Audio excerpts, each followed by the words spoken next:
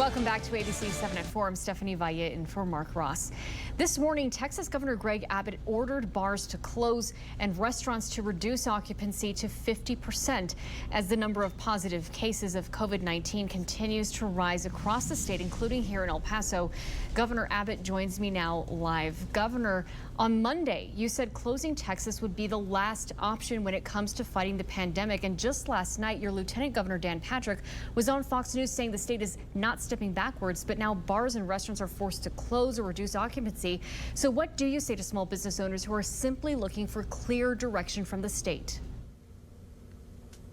Sure. So let's be clear what I said from the very beginning of the pandemic and repeated it often.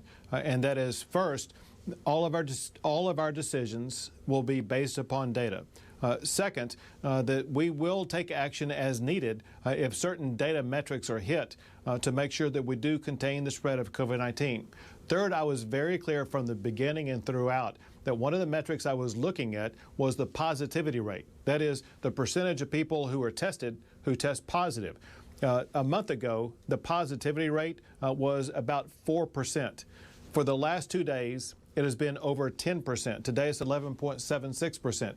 What I said all along is that if we have a positivity rate of more than 10%, that is a warning sign that we have massive spread of COVID-19. To show you how this is spread, 1 month ago there was only 589 people who tested positive. Today there's more than 5,700 who test positive. Hence, that data has driven our actions in strategies that we know will slow the spread, because the data also showed that people going to locations like bars were spreading the coronavirus. But if you are looking at data, wouldn't that appear to be acting after the problem has already occurred? Well, as we followed the data, it showed that after we opened up the state with my announcement on April the 27th, we continue to experience downtrends in all of the data, which were good signs. You want downtrends in pandemic data. And it wasn't really until the last couple of weeks that we saw this clear spike, and it was necessary for action to be taken. And we will continue to take action based upon the data. Our objective here is to continue to follow the data, and hopefully we will see that the results of these orders will lead to a reduction in the spread.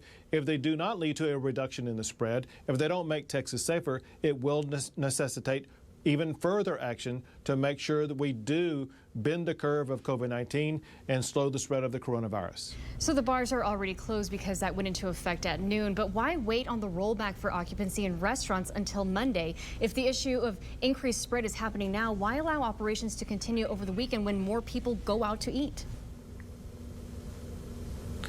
Well, so for bars, we know that most of the activity for bars would be taking place tonight and tomorrow night. And we didn't want to wind up with something like mass gatherings that would spread even more.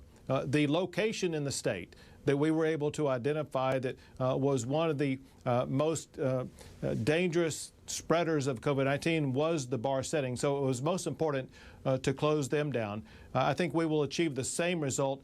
One thing that we have observed about restaurants is because there has been an increase in the number of people testing positive, because whether it be in El Paso or elsewhere, the public knows about this. We have begun to see already the number of people going to restaurants has begun to decline anyway. So you had touted Texas's response to the pandemic early on, and now we're seeing spikes in cases and hospitalizations across the state. You had the benefit of seeing other states deal with the devastating effect of the virus and how reopening in other states led to spikes. Do you regret implementing such an aggressive reopening plan after such a short shutdown and having to walk it back? You know, if I could go back and redo anything, it probably would have been to slow down the opening of bars. Now seeing in the aftermath of how quickly the coronavirus spread in the bar setting, and you know how a bar setting in reality just doesn't work with a pandemic. People go to bars to get close and to drink and to socialize, and that's the kind of thing that stokes the spread of the coronavirus. And so sure, in hindsight, it may have been better to have slowed the opening of the bar setting. But again, Texas was looking so good even a month after we had opened up. But now our obligation is to make sure we take steps, measured steps, to make sure that we once again slow the spread as we did before. Let me just add this real quick, and that is we did show for a 2-month period that we could slow the spread by everyone following the practices of wearing a face mask, sanitizing your hands, and keeping your distance. We've done this before. We can do it again. And speaking of wearing masks or not wearing them, it's become a political statement. But if face coverings are one of the only viable options for people to protect themselves in lieu of the vaccine, and if you're able to prescribe specific direction for large urban areas when it comes to stopping non-essential surgeries, why don't you mandate mask wearing in those same places? So masks, as I understand it, are required in El Paso. Masks have been adopted as standard practice in more than 60% of the population base in the state of Texas. And I'll tell your public right now that by you being required to wear a mask in El Paso, that is the right strategy.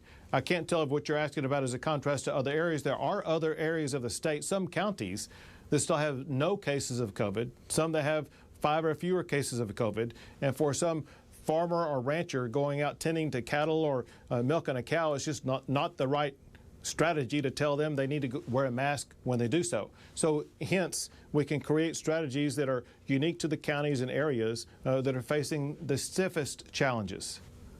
And U.S. labor stats are showing nearly 2.6 million people have filed for unemployment since mid-March. So how is the state going to help employees who are once again out of work? Well, first understand this, and that is, it's my understanding that there will be more benefits that will be provided by Congress when the Senate works to match the House's bill, and that should be coming out in July. But I will tell you this, the best thing that we can do is to slow the spread. Last month, Texas led the nation in the most new jobs created. People were returning to work. Our goal is to get them back to work, and the way we get people back to work is 2 things. One is we slow the spread of the coronavirus. 2 is we can coexist with the coronavirus if people do adopt these 3 simple strategies of wearing a mask, sanitizing your hands, and maintaining safe distances from others. Texas Governor Greg Abbott, thank you for your time today. Thank you so much. Be safe.